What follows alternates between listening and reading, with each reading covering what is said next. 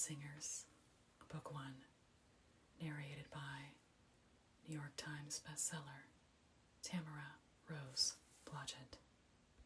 Chapter 5, Consequence. Truman looked from one to the other of them and sighed. "Listen, kids."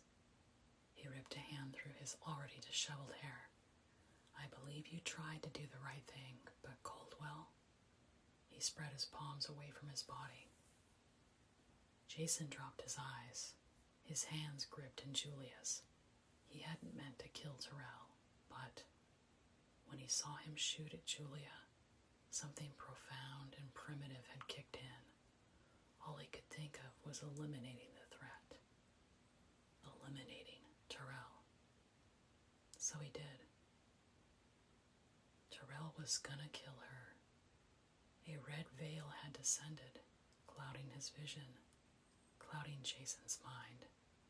It hadn't lifted until the cops had pulled him off Terrell. 4 of them.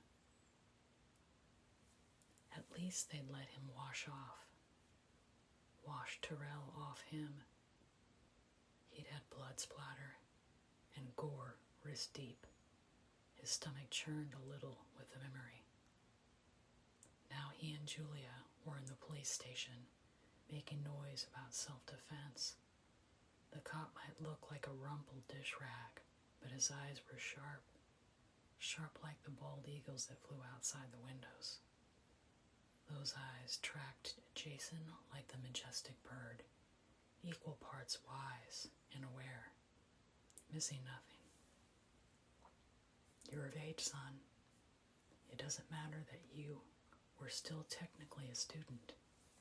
We know you're over 18. Hell, you're almost 19, aren't you?" When Jason nodded, he continued, "So is your girl here." His gaze went to Julia, and Jason tensed. The cop took that in, wondering about the extreme protectiveness of the kid. It struck him as noteworthy. If he could be called a kid, he looked like a man to Truman, all height and muscle mass, a jock. The girl was the opposite.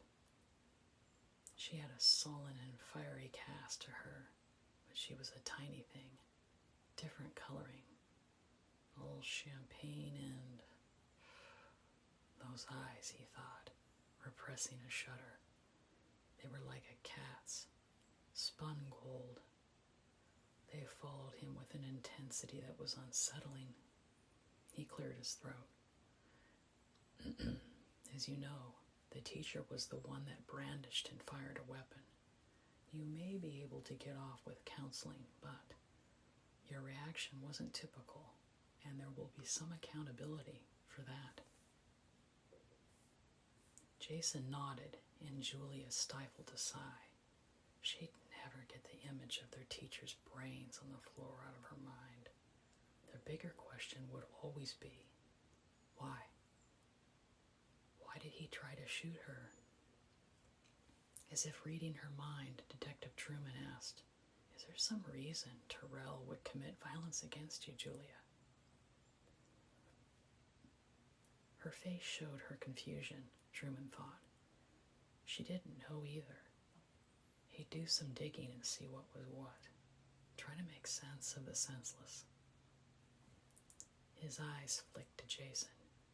"Your parents have made your bail, and..." He waggled a finger. "I wouldn't skip town, pal." Jason almost laughed, like he'd leave Julia.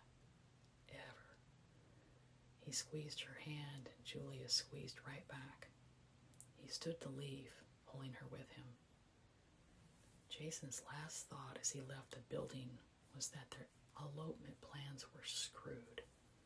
With a grim face, he tugged Julia behind him, his parents' car parked in front of the broad concrete steps of the precinct. The storm on his dad's face told him what the next few days would be like. The barometric pressure was dropping as it moved in. "Jason." It was a tense drive on the way to Julia's house. His parents were glancing back at them in the rear-view mirror, surreptitiously. He wanted to comfort Julia more than he wanted to worry about a lecture from them. Forget that he'd almost killed himself, that he'd protected Julia, maybe more kids. It was all about image. And he had tarnished theirs. Jason was so pissed he could spit. It'd be so great once he and Julia were safely in Anchorage, married and beginning their life together. His parents could piss up a rope. He'd accomplished everything they'd wanted. They needed to get off his dick about it. Julia interrupted his thoughts with a small noise, and he looked down at her. A tiny bundle in the cradle of his arms. He was instantly alarmed. Delayed shock. Great timing. They were just pulling up to Julia's front door, her Aunt Lily waiting on the top step, wrapping a thin cardigan around herself, hands fisting the materials in a death clench. She skipped down the stairs, making a warpath for their car.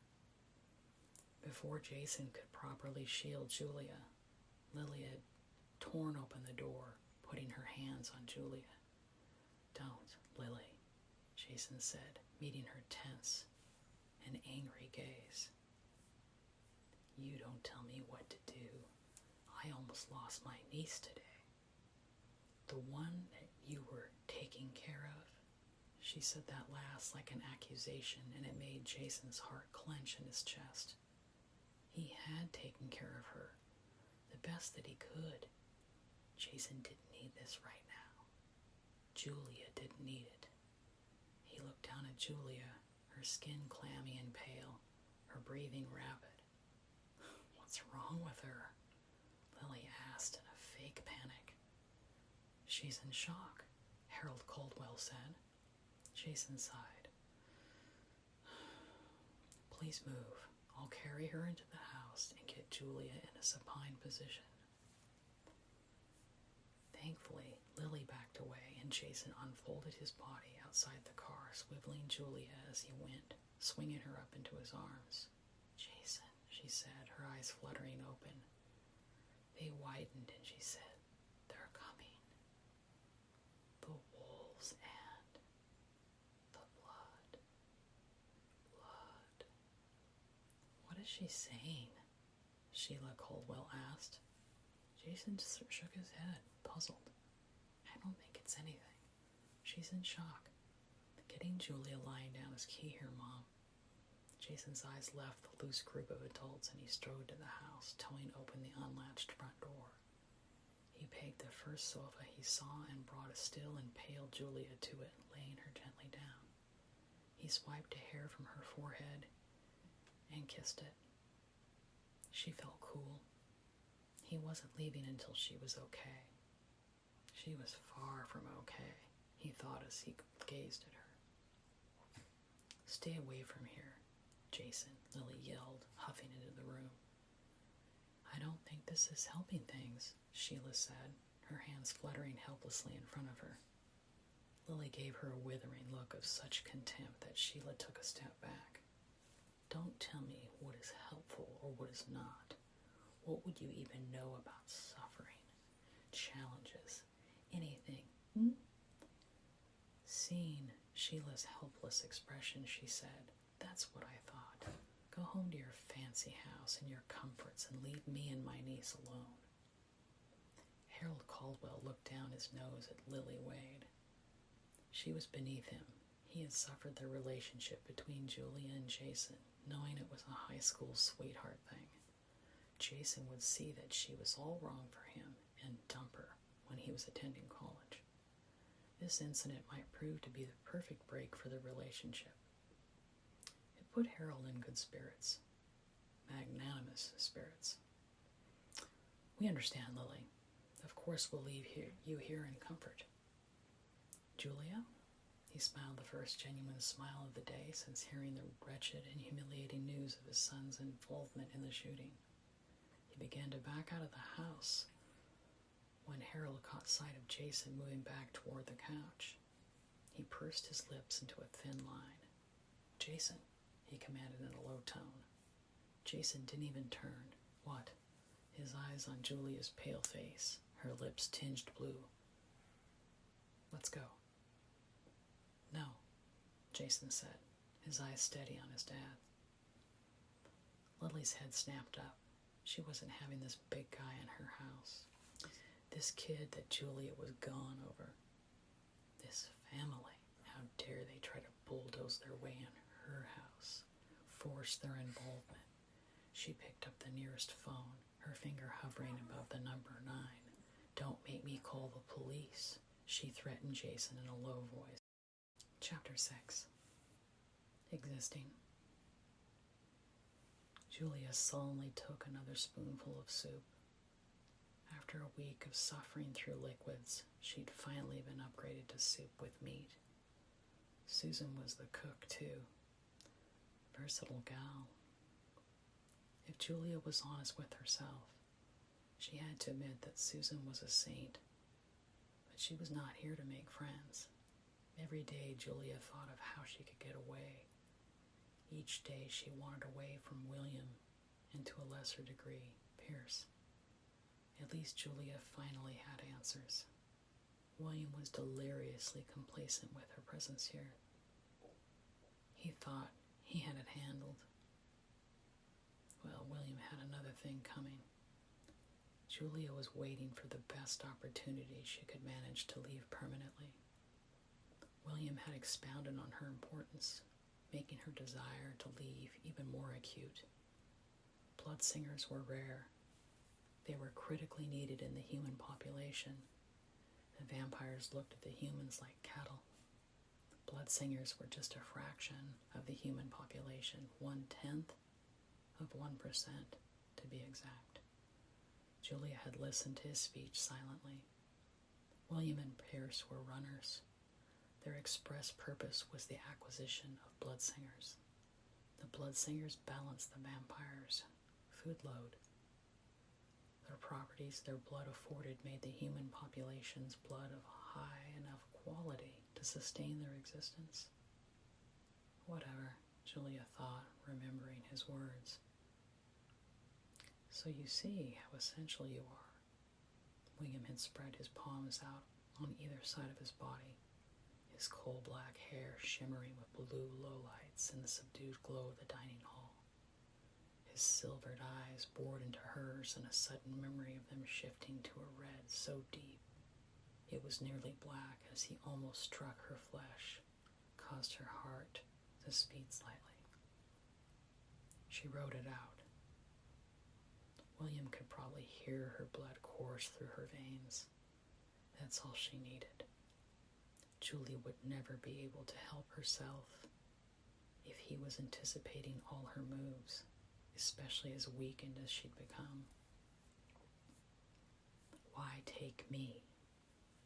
It sounds like you need us out in the populace, she restated, genuinely puzzled. We're reconnaissance, he said simply.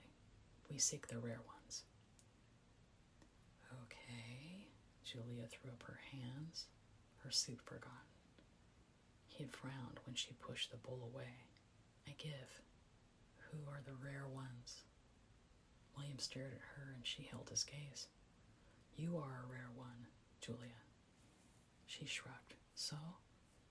Who was William kidding? How was it different that what he had essentially told her? Basically, the blood singers of the human race were the purebred cattle of Homo sapiens. Marvelous. He took in her expression. Maybe you have not asked the right question. It is quite simple, actually. Julia thought about it, and slowly an idea came to her. Why do you have that name for us? Blood singer. He smiled at her like she was a prized pupil and looked achingly human for that one moment. Then his face fell into the handsome but otherworldly lines she was becoming accustomed to. Do you not feel it? He placed his fist to his chest, where his heart must beat. Or did it? They stared at each other and Julia felt a pull to him. She fought It was simply like ignoring one voice among many. She tried that, tuning out that one strand like a distant bell that sounded. She silenced it, but with effort. His hand slowly fell from his breastbone. That is the call of the blood. I have shared mine with you, and now calls to yours. Why? Julia asked, deeply creeped out. Because I have shared blood with you. No, you forced your blood inside of me. She raised her voice at him, crossing her arms, high color, staining and seeping heat across her cheekbones. William's eyes narrowed slightly. True. So that you might live, I gave you my blood. I have bloodsinger ancestry. Julia cocked an eyebrow, the conversation becoming more confusing by the moment. What he had said next made her forget her curiosity like falling off a precipice. How do you think we found you? Found Jason. His name fell like a stone in the room, the horrible memory threatening around the edges of her consciousness. Julia clenched her eyes against the images assaulting her. William continued as if the oxygen had not been forcibly torn from the room. Julia felt like an elephant had sat on her lungs. Your blood calls to us. It sings to us. We follow it like a melody on the wind. All roads lead to the bloodsinger. Julia opened her eyes. A startling revelation was blossoming in her mind. Jason was... He was a bloodsinger? She asked in a breathless whisper. William nodded. Julia jumped off the bench and flung herself at William, beating against him with her fists, her hair flailing wildly around her. It was like beating a brick wall, stony and cold. You killed him.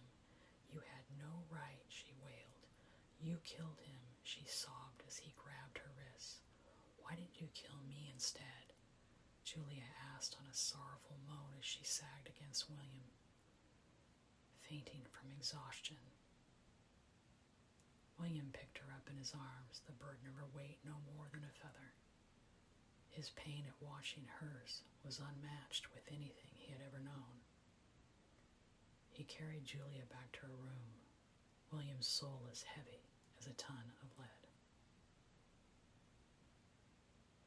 Julia. William had been fairly quiet since the scene in the dining hall the week before, and Julia was glad. She thought the ache for him would never end, but thankfully day by day it lessened. Julia didn't want to be tied to the blood drinker, because that's what he was. All he was.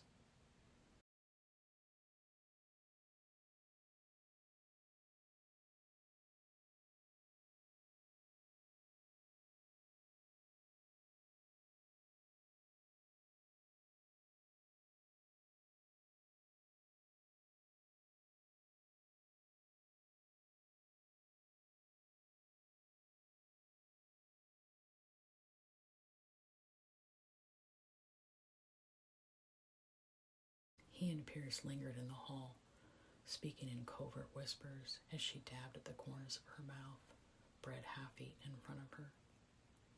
The dreams had started again, and with them her long-lost friend. Headache, she sighed, rubbing her temples.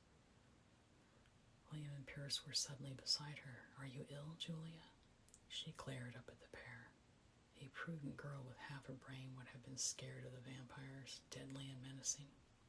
But Julia didn't care about her welfare anymore, her future. She wasn't interested in being taken anywhere with them. No, I'm fine. She looked at them impassively. Pierce stared a moment more, then turned to William.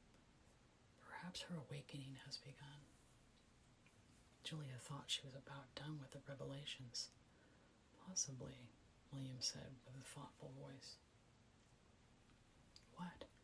Julia asked, standing, her arms crossed over her body, hugging herself to stay warm. She looked up at the pair. such a contrast to each other. They were huge men.